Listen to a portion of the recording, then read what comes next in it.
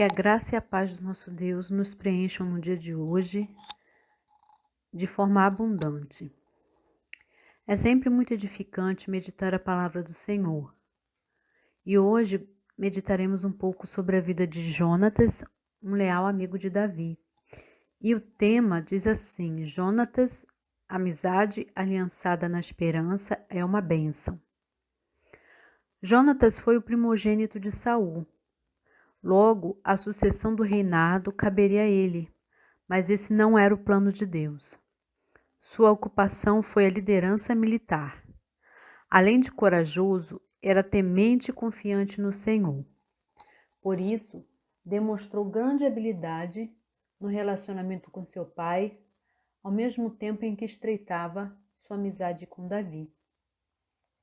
Vamos ler em 1 Samuel 18, do 1 ao 4, que diz o seguinte: Ora, acabando de falar com Saul, a alma de Jonatas ligou-se com a alma de Davi, e Jonatas o amou como a sua própria alma. E desde aquele dia Saul reteve, não lhe permitindo voltar para a casa de seu pai.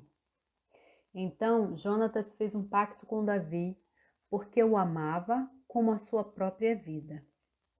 E Jonatas se despojou da capa que vestia e deu a Davi, como também a sua armadura e até mesmo a sua espada, o seu arco e o seu cinto. A passagem lida relata a ocasião em que Davi e Jonatas se conheceram. Após ter vencido Golias, Davi foi chamado à presença de Saul, e depois de responder às perguntas do rei, ele e Jonatas tornaram-se grandes amigos. Ainda nesta ocasião, Jonatas firmou aliança com Davi, entregando-lhe sua capa, sua armadura, sua espada, seu arco e seu cinto. Naquela época, as armas de um valente do exército possuíam para ele um grande valor. Imagino que seria muito difícil para um soldado abrir mão delas facilmente, inclusive acessórios importantes como o cinto e a capa. Essa atitude de Jonatas revelou que ele estava disposto a manter a sua lealdade a Davi, abrindo mão daquilo que lhe pertencia, principalmente o que era de grande valor. Logo, compreendemos que Jonatas possuía um posicionamento de reconhecer a unção de Deus que estava sobre Davi. Essa foi uma aliança que Jonatas firmou com Davi, dedicando a ele sua lealdade e serviço. Pois, como acabamos de ler, Jonatas o amou como a sua própria vida. E no capítulo 19, do 1 ao 7, vemos um dos compromissos dessa aliança. Jonatas avisa a Davi sobre o intento de seu pai em matá-lo e o aconselha a ficar em local seguro até o momento em que ele estivesse com a certeza de que Saul não estenderia a mão contra Davi. Em 1 Samuel 20, do 11 ao 17, vemos um novo pacto que Jonatas fez com Davi. Então disse Jonatas a Davi: Vem e saiamos ao campo. E saíram ambos ao campo. E disse Jonatas a Davi: O Senhor, Deus de Israel, seja testemunha. Sondando eu a meu pai amanhã a estas horas, ou depois de amanhã, se houver coisa favorável para Davi, eu não te enviarei a ti e não te farei saber. O Senhor faça assim a Jonatas e outro tanto. Se, querendo meu pai fazer-te mal, eu não te fizer saber e não te deixar partir para ires em paz. E o Senhor seja contigo, assim como foi com meu pai. E não somente usarás para comigo, enquanto viver, da benevolência do Senhor, para que não morra, como também não cortarás nunca da minha casa a tua benevolência, nem ainda quando o Senhor tiver desarraigado da terra a cada um dos inimigos de Davi. Assim fez Jonatas aliança com a casa de Davi, dizendo: O Senhor se vingue dos inimigos de Davi.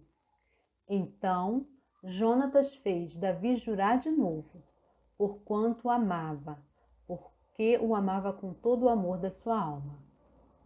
No momento em que fez essa aliança com Davi, Jonatas mais uma vez confirmou sua lealdade, além de ter rogado a benevolência de Davi para com os seus. Futuramente vemos que Davi cumpriu sua promessa, restituindo a Mefibosete, filho de Jonatas, os bens da casa de Saul e convidando-o a sentar-se à mesa do rei. O que levou Jonatas a manter lealdade a Davi, a ponto de aceitar que ele reinaria sobre Israel?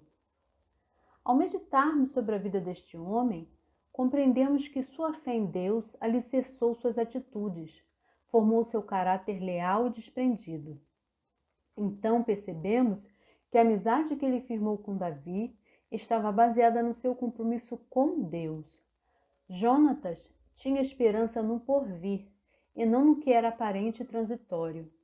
Todavia, podemos imaginar que enfrentou grandes conflitos pessoais, ainda mais porque tinha como pai o próprio rei de Israel e ele deveria dedicar a sua lealdade. Mas ele primeiro foi leal ao Senhor. Isso, inclusive, foi fundamental a fim de que ele mantivesse sua postura de respeito para com seu pai, sem trair Davi. Outro, em seu lugar, olharia para Davi como rival, adversário e potencial inimigo até. O próprio Saul tentou instilar uma possível rivalidade entre os dois, dizendo a Jonatas: filho da perversa e rebelde, não sei eu que tens escolhido a filha de Jessé para a vergonha tua e para a vergonha de tua mãe?